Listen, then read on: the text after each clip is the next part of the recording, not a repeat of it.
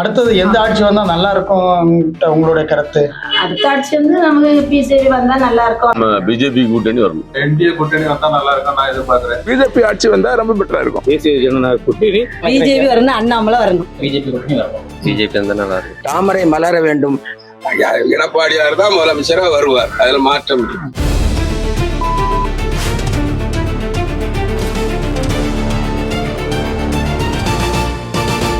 Sri TV நேயர்களுக்கு வணக்கம். தமிழகம் 234 தேர்தல் களத்தின் நாடி துடிப்பு 2026 நிகழ்ச்சிக்கு உங்களை வரவேற்கிறோம். தமிழகத்தில் இருக்கக்கூடிய ஒவ்வொரு சட்டமன்ற தொகுதியாக நம்ம பார்த்துட்டு வரோம். அதன் அடிப்படையில் நமக்கு கிடைக்கக்கூடிய தரவுகளை உங்கள் முன் வைத்து வருகிறோம்.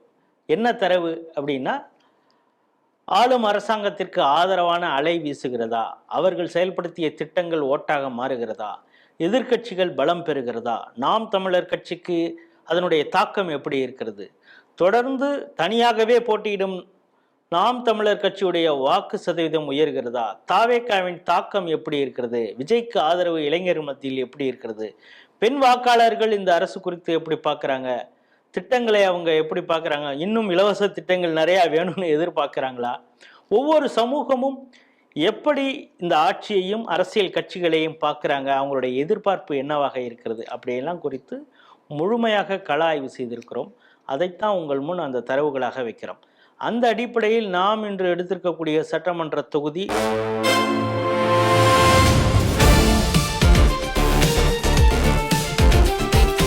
ராதாபுரம்னாலே உங்களுக்கு ஞாபகம் இருக்கும். ஒரு 7 அடிக்கு ஒரு உயரமான ஒரு எம்எல்ஏ, அவர்தான் சபாநாயகராக இருக்கக்கூடிய அப்பாவு அவர்கள் இருக்கக்கூடிய இது வந்து ஒரு ஸ்டார் தொகுதி அப்படின்னே நம்ம வச்சுக்கோமே.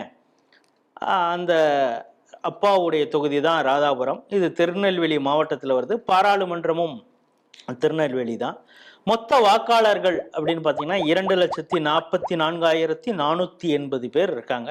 ஆண் வாக்காளர்கள் 1,20,000 சொச்சம், பெண் வாக்காளர்கள் 1,24,000, சற்றே கொஞ்சம் கூடுதலாக இருக்கிறாங்க.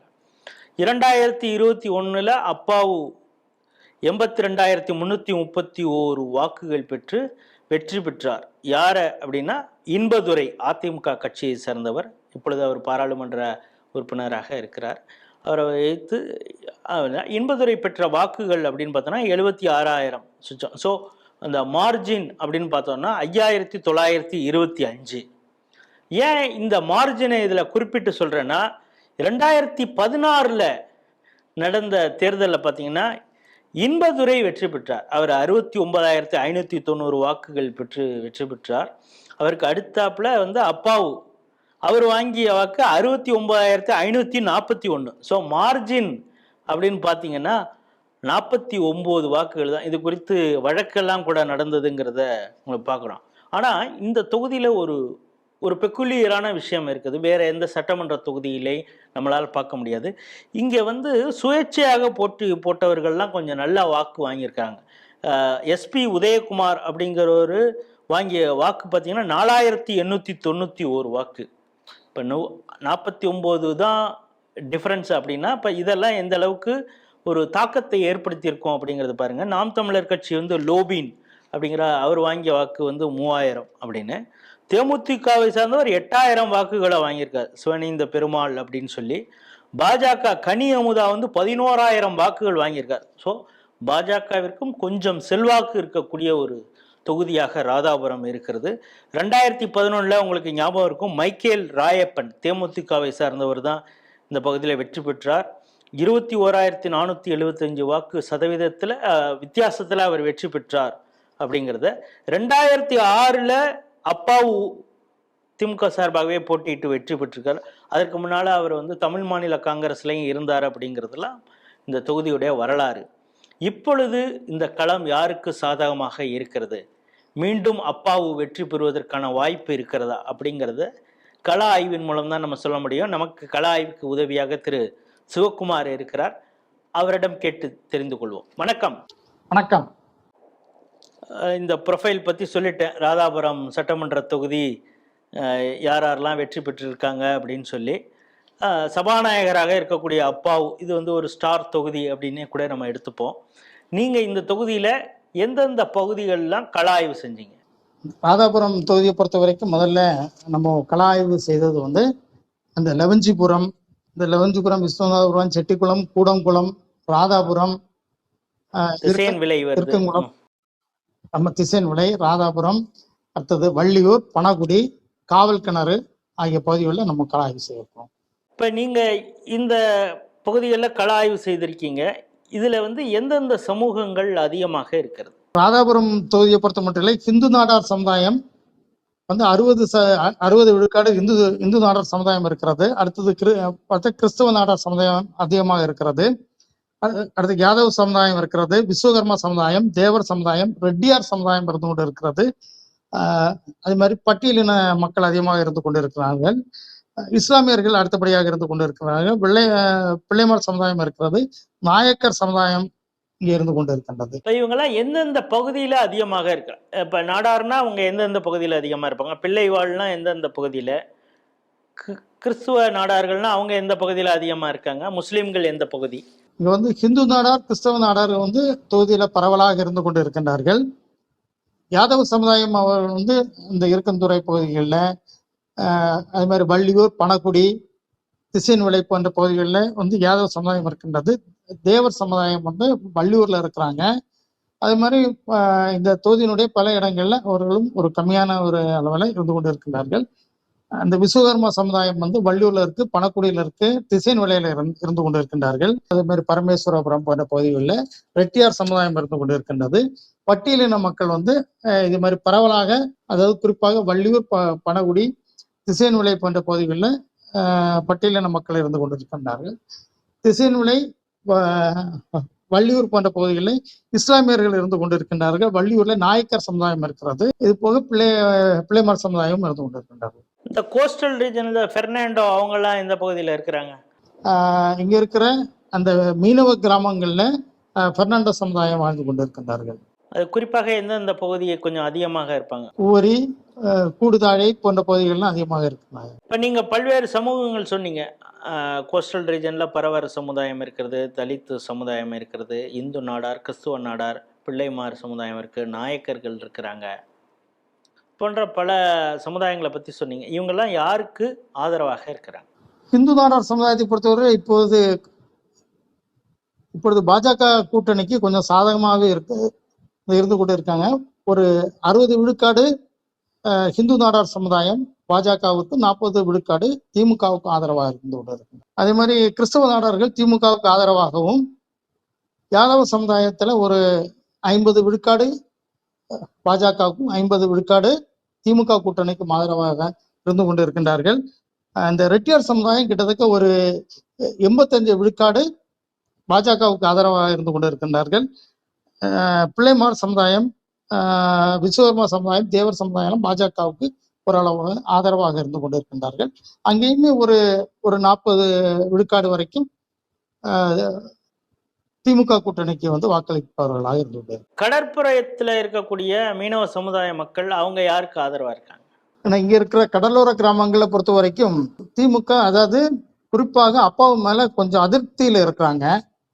அங்க இருக்கிற சில உள்ளூர் பிரச்சனைகள்ல வந்து அவர் வந்து சரியாக கையாளவில்லை என்கின்ற ஒரு குற்றச்சாட்டு இருந்து கொண்டு இருக்கின்றது. குறிப்பாக பெண்கள் மத்தியில அது ஒரு உள்ளூர்ல ஒரு சில மோதல்களை ஏற்படுத்துகின்ற விதத்திலே அந்த செயல்பாடுகள் இருந்து கொண்டிருக்கிறதாக அவர்கள் குற்றம் சாட்டுகின்றார்கள்.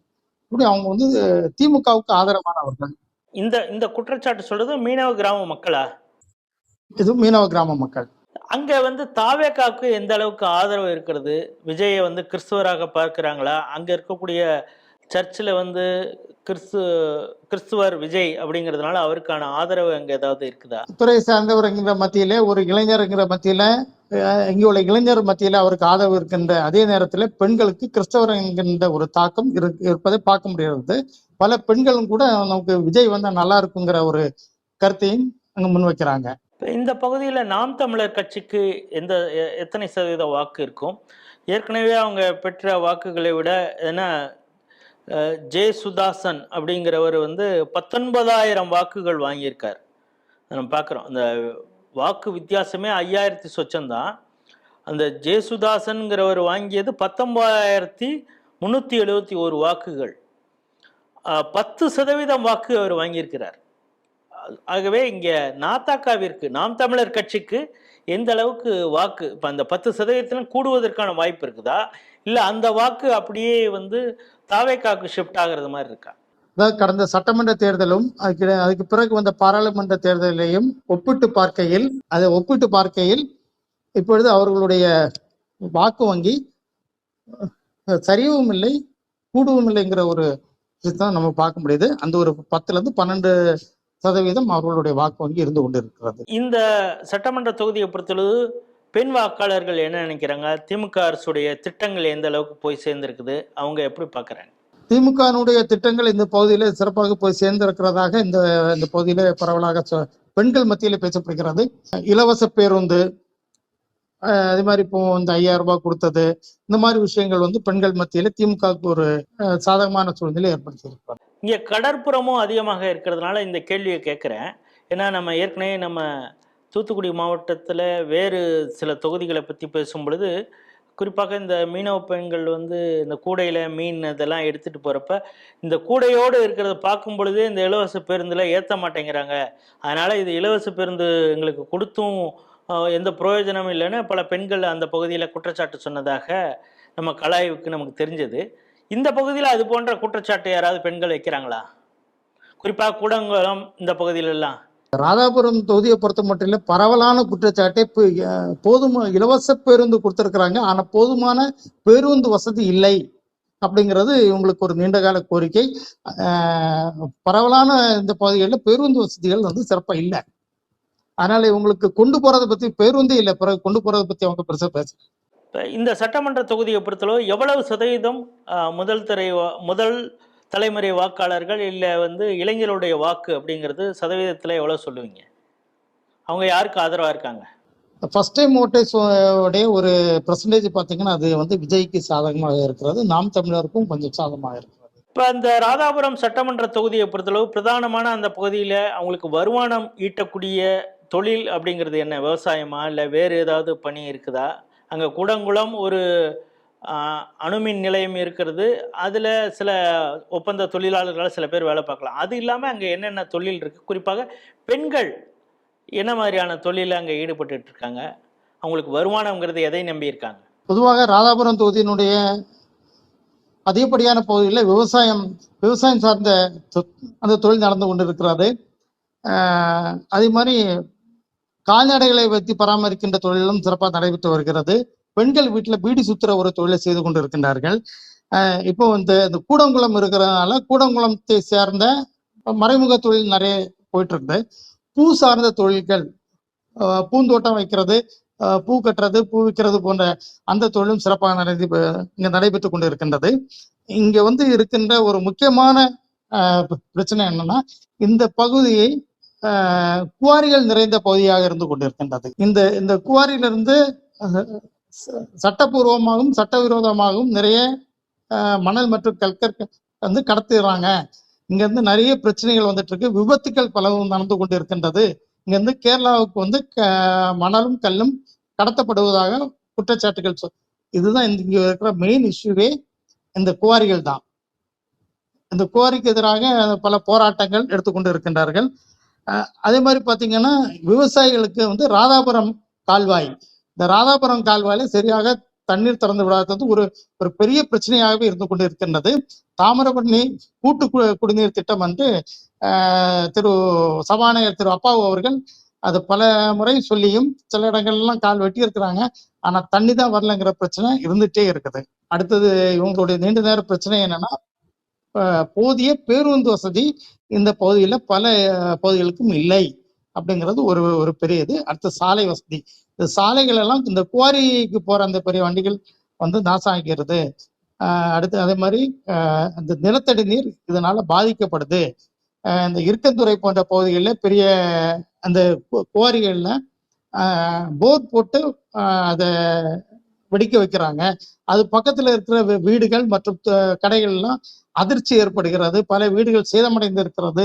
இதுக்கு ஒரு நிரந்தர தீர்வு ஏற்பட வேண்டும் என்பது இந்த பகுதி மக்களுடைய கோரிக்கை. இங்கே மணல் கடத்தல், கனிம வள கடத்தல் இது சட்டவிரோதமாக நடந்துகிட்டு இருக்கு, இது எல்லாத்தையும் கேரளாவுக்கு கடத்திட்டு போகிறாங்க அப்படிங்கிறீங்க. நீங்கள் சொல்லக்கூடிய இந்த இருக்கந்துறை அந்த கிராமத்தில் மட்டுமே 23 குவாரிகள் இருக்குது. அதில் சட்டவிரோதமாக அந்த கல்லெல்லாம் வெட்டி எடுத்துகிட்டு போகிறாங்க அப்படிங்கிறது.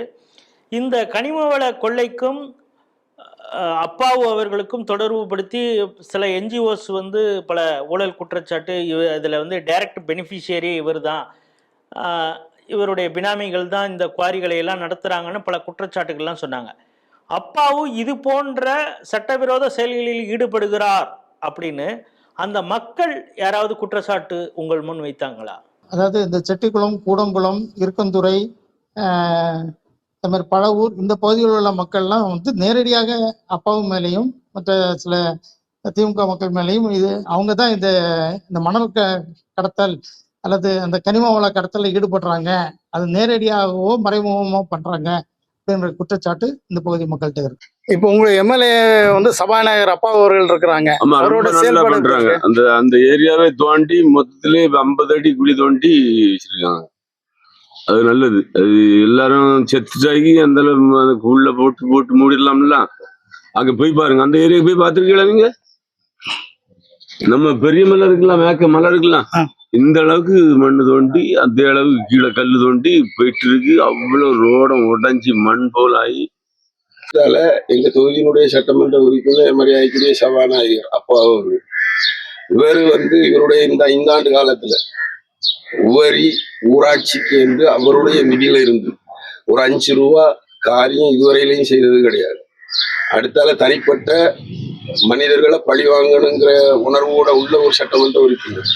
இங்க இருக்கிற உங்களோட எம்எல்ஏவோட செயல்பாடு எப்படி இருக்கு? அவன் திருடன், கொள்ளக்காரவனு கொள்ளக்காரன். இதுவரைக்கும் வந்தவங்க கிடையாது. நான் 2-3 மாதம் விட்டு இதுவரை ஒன்றும் செய்யல. எங்களோட கருத்துனா எங்க ஏரியாவை அவளையும் க்ளோஸ் பண்ணியாச்சு. அவளையும்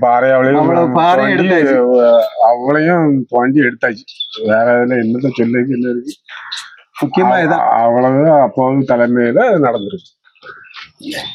அத குவாரி பிரச்சனைகளை சொல்றீங்க? ஆமா ஆமா, குவாரினாக்கி பூமிக்கு அடியிலே ஒரு 200 மீட்டருக்கு கீழே பெய்யாச்சு. ஒரு நாளைக்கு 10,500 வண்டி கடந்து போகும் எங்க ஊரை கடந்து. கேரளாவுக்கு போகும். அவ்வளவும் கேரளாவுக்கு போகும். நம்ம தமிழ்நாட்டுல திருநெல்வேலி மாவட்டத்துல ராதாபுரம் தொகுதியில தான் அதிக குவாரிகள் இருக்குன்னு நினைக்கிறேன்.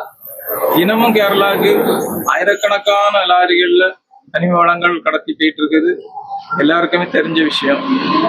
இன்னும் இந்த ஆட்சி தொடர்ந்தா ராதாபுரம் இன்னும் வறட்சி பகுதியாக தான் மாறுமே தவிர வளர்ச்சிக்கு வழி இல்லைங்கிறது என்னுடைய. இப்போ இந்த கனிம வள கடத்தல் சம்பந்தமாக பல போராட்டங்கள் இந்த பகுதியில் ராதாபுரத்தில் நடந்தது அப்படின்னு சொல்றீங்க. அதே நேரத்தில் இந்த கூடங்குளத்தில் அந்த அணு கழிவுகளை கொட்டுறாங்க இது அப்படின்னு சொல்லி மத்திய அரசுக்கு எதிராக சில போராட்டங்களை எல்லாம் நாம் தமிழர் போன்ற கட்சியும் அவங்களோட சில கிறிஸ்துவ என்ஜிஓக்களும் சேர்ந்து இன்னும் அந்த பிரச்சனையை அப்படியே லைவாகவே வச்சுட்டு இருக்காங்க. இது அந்த மக்கள் மத்தியில் ஏதாவது மீண்டும் இது சம்மந்தமாக ஏதாவது பேசுகிறாங்களா? அச்ச உணர்வு இருக்கிறது மாதிரி யாராவது உங்கள்கிட்ட கருத்து சொன்னாங்களா? குறிப்பாக அந்த செட்டிக்குளம், கூடங்குளம், அதாவது இந்த கூடங்குளம் அணுமின் நிலையத்தின் அருகாமையில் இருக்க பகுதியில் இருக்கிற அந்த மக்கள்கிட்ட இந்த விஷயத்தை கேட்கும்போது அவங்க அதை பற்றி பெரிய விஷயம் சொல்ல, சில என்ஜிஓஸ் வந்து அவங்களுடைய சொந்த ஆதாயத்திற்காக இந்த மாதிரி வேலைகளை பார்க்குறாங்க. எங்களுக்கு வந்து இது ஒரு எங்களுடைய வாழ்வாதாரம் தான் அங்கே இருக்கு, இதெல்லாம் இப்போ எங்களுக்கு பாதிப்பு எதுவும் இல்லைங்கிறத அவங்க சொல்றாங்க. மத்திய அரசுக்கு எதிரான மனநிலையில அந்த பகுதி மக்கள் இப்போ அந்த அளவுக்கு இல்லை, தாக்கம் ரொம்பவே குறைந்து இருக்கிறது. சில மத்திய அரசுடைய திட்டங்கள் இந்த பகுதியில எந்த அளவுக்கு போய் சேர்ந்திருக்குது? மத்திய அரசினுடைய திட்டங்கள் பெரும்பாலான பகுதிகளில் சென்று அடைந்திருக்கிறது. சில இடங்கள்ல மக்களுக்கு தெரிந்திருக்கிறது, இன்னும் சில பகுதிகளில் தெரியாம இருக்கிறது. ஆனால் திட்டங்கள் போய் சேர்ந்திருக்கிறது சிறப்பாக. இந்த திருநெல்வேலி மாவட்டத்தில் பாஜகவிற்கு கொஞ்சம் எழுச்சி இருக்கக்கூடிய ஒரு சட்டமன்ற தொகுதியாக ராதாபுரம் அப்படின்னு சொல்கிறாங்க. உண்மையிலே ராதாபுரத்தில் பாஜகவுடைய ப்ரெசன்ஸ் இருக்குதா? அங்கே ஏதாவது குறிப்பிட்டு சொல்கிறாங்களா? இது போன்ற தலைவர்களுடைய இவங்க பல போராட்டங்கள்லாம் பங்கெடுக்கிறாங்க, பல விஷயங்களெல்லாம் முன்னெடுக்கிறாங்க அப்படின்னு யாராவது தலைவர்களை சுட்டி காட்டி ஒரு ஆதரவு நிலை அங்கே அந்த பகுதியில் இருக்குதா? பாஜகவிற்கு இந்த உள்ளாட்சி பிரதிநிதிகள் இங்க நிறைய இருக்கிறாங்க. திசையன்விளை ஆகட்டும், அது மாதிரி வள்ளியூர், பணக்குடி போன்ற பகுதிகளில், அது மாதிரி ஆவரைக்குளம் பகுதியில், இது மாதிரி பரவலாக அனைத்து பஞ்சாயத்துகளிலையும் பாஜகவினுடைய கவுன்சிலர்லாம் இருந்து கொண்டு இருக்கின்றார்கள். தேர்தலை மையமாக வைத்து தனது களப்பணிகளை ஏற்கனவே ஆரம்பித்திருக்கின்றது. தனது பூத் கமிட்டி போடுறது, இந்த மாதிரி விஷயங்கள்லாம் அவங்க ஆரம்பிச்சு பொதுக்கூட்டங்கள், நிறைய போராட்டங்கள் பாஜக சார்பில் நடைபெற்று வருகின்றது. அவங்க வந்து இப்போ வர்ற தேர்தலை எதிர்கொள்ள வேண்டும், தனது வேட்பாளர் இங்கு வர வேண்டும் என்கின்ற ஒரு கோணத்துல அந்த வேலைகளை சிறப்பாக செய்து கொண்டிருக்கின்றார்கள். இப்ப இந்த தொகுதியை வந்து பாஜகவிற்கு தான் என்டிஏ அலையன்ஸ், என்டிஏ கூட்டணி ஒதுக்கி இருக்கிறது. பாஜகவுடைய கேண்டிடேட்டு தான் அங்கே நிற்பதற்கான வாய்ப்பு இருக்கிறது. அப்படின்னா இப்போ அப்பாவு அவர் ஒரு சபாநாயகர், அவர் வந்து தமாகல தமிழ் மாநில காங்கிரஸில் இருந்திருக்காரு. இப்போ திமுகவில் தொடர்ச்சியாக பல முறை களம் கண்டு இருக்கிறார். ஒரு எக்ஸ்பீரியன்ஸான ஒரு அனுபவமான ஒரு அரசியல்வாதி. இந்த பக்கம் அவருக்கு வந்து கிறிஸ்தவர்களுடைய ஆதரவு இருக்குங்கிற ஒரு தைரியத்தில் அவர் தொடர்ச்சியாக அங்கே களம் கண்டு வருகிறார். அவரை சமாளிக்கக்கூடிய அளவிற்கு இப்பொழுது இந்த ராதாபுரத்தை வந்து பாஜகவுக்கு ஒதுக்கி இருக்கிறதுனால அங்கே அதே போல் ஒரு ப்ராமினென்ட்டான ஒரு ஸ்ட்ராங்கான லீடர்னு யாராவது உங்களால் அங்கே பார்க்க முடியாது? அவரை பற்றின யாராவது பேசுறது, அவரை பற்றின கருத்து ஏதாவது மக்கள் சொன்னது, இவர் இன்னும் ஒரு டஃப் ஃபைட்டு கொடுக்கலாம் அப்படின்னு யாராவது சொன்னது மாதிரி ஏதாவது உங்களுக்கு கள பணியில் கள ஆய்வில் தெரிஞ்சதா? இங்கு பாஜகவிற்கு ஆதரவு தெரிவிக்கின்ற பொதுமக்கள்கிட்ட கருத்து கேட்கின்ற பொழுது செட்டிக்குளம் பகுதியை சேர்ந்த திரு பாலகிருஷ்ணன் அவர்கள் வந்து வேட்பாளராக வந்தால் மிக சிறப்பாக இருக்கும். அவர் ஏற்கனவே ஒரு 6-7 வருடமாக சிறப்பாக களப்பணி ஆற்றி வருகிறார். கட்சி நிலையை தாண்டி மற்ற பொதுமக்களிடத்திலையும் அனுகூலமாக இருக்கிறார். அதனால அவர் பாஜக வேட்பாளராக வந்தால் சிறப்பாக இருக்கும் என்ற ஒரு தகவலும் பொதுமக்களிடம் இருக்கிறது. அப்பாவு அவர்களை போன்ற ஒரு ஸ்டார் கேண்டிடேட்டை எதிர்கொள்வதற்கு திரு பாலகிருஷ்ணன் அவர்களை போன்ற ஒருவர் பொதுமக்கள் கட்சிக்கு அப்பாற்பட்டு பொதுமக்களிடம் வந்து ஒரு நல்ல பேரை வச்சிருக்கிறாரு. எல்லா விஷயங்களும் பொதுமக்களுக்கு போராடுறாங்க. அவரை போன்ற ஒருத்தரை பாஜக நிறுத்துமே, ஆனால் நிச்சயமாக அந்த இடத்த வந்து ஒரு டஃப் ஃபைட்டை கொடுக்கறதுக்கு வாய்ப்பு இருக்கு. திருநெல்வேலி மாவட்டத்திலே ஒரு மிக முக்கியமான சட்டமன்ற தொகுதி ராதாபுரம். ஏற்கனவே நம்ம சொன்னோம், இது ஸ்டார் தொகுதி. காரணம், சபாநாயகர் அப்பாவு போட்டியிட்ட ஒரு தொகுதி. இங்கே சபாநாயகராக இங்கேருந்து தான் அவர் உருவாகியிருக்கிறாரு. ஆளும் உயரம், சபாநாயகருங்கிற ஒரு பொறுப்புல இருக்கிறாரு அப்படிங்கிறது. ஆனால் அந்த தொகுதி மக்கள் அவர் மீது அவ்வளவு கோபத்தில் இருக்கிறார்கள். குறிப்பாக கனிம வள கொள்ளை நடந்து கொண்டிருக்கிறது. அவருடைய கண் முன்னால தான் அந்த விஷயங்கள் நடந்துகிட்டு இருக்கு. இன்னும் சொல்லப்போனால் அந்த கனிம வள கொள்ளையில் அவருக்கு நேரடியாகவோ மறைமுகமாகவோ தொடர்பு இருக்கிறது அப்படின்னு அந்த பகுதி மக்கள் கள ஆய்வில் என்கிட்ட சொன்னாங்க அப்படின்னு சிவகுமார் அவர்கள் பதிவு செய்கிறார். அது மட்டும் இல்லாமல் இலவச பேருந்துன்னு சொல்றாங்க. இன்னும் கூட ராதாபுரம் சட்டமன்ற தொகுதியில பல கிராமங்களுக்கு பஸ் போக்குவரத்தே இல்லை, பல வாக்குறுதிகள் சொல்லி இப்போது வரை நிறைவேற்றப்படவில்லை அப்படின்னு சொல்லி அடுக்கடுக்கான குற்றச்சாட்டுகளை சபாநாயகராக இருக்கும் அப்பாவுவின் மீது வைக்கிறாங்க அந்த பகுதி மக்கள். சரி, அவரை எப்படி வீழ்த்துறது அப்படின்னா, இப்பொழுது அந்த தொகுதி பாஜகவிற்கு கொடுத்திருக்கிறார்கள். பாஜக அந்த பகுதியில் ரொம்ப ஆக்டிவாக தான் இருக்கிறது. இன்னும் சொல்லப்போனால் பல உள்ளாட்சி பிரதிநிதிகளை கொண்ட ஒரு சட்டமன்ற தொகுதியாக ராதாபுரம் இருக்கிறது. பாஜகவுடைய பல உள்ளாட்சி பிரதிநிதிகள் சிறப்பாகவே அங்கே பணி செய்து கொண்டு இருக்கிறாங்க. இன்னும் சொல்லப்போனால் அங்கு பல போராட்டங்களை முன்னெடுப்பதற்கு காரணமாக பாலகிருஷ்ணன் அப்படிங்கிறவர் இருக்கிறார், பாஜகவை சார்ந்தவர். அவருக்கு கட்சிக்கு அப்பாற்பட்டும் பல சமூகங்களிலும் அவருக்கு வந்து ஒரு ஆதரவு இருக்கு, ஒரு நல்ல மதிப்பு அவர் வச்சிருக்கிறாங்க.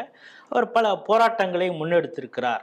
அப்பாவு போன்ற ஒரு ஸ்டார் வேட்பாளரை எதிர்கொள்ள வேண்டும் என்றால் பாஜகவில் பாலகிருஷ்ணன் போன்றவர்களை முன்னிறுத்தினால் ஒரு டஃப் ஃபைட்டு கொடுக்கலாம்.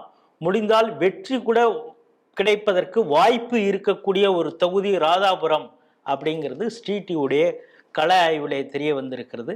மீண்டும் ஒரு சட்டமன்ற தொகுதியில் சந்திப்போம். அதுவரை உங்களிடம் விடைபெறுகிறோம். நன்றி, வணக்கம்.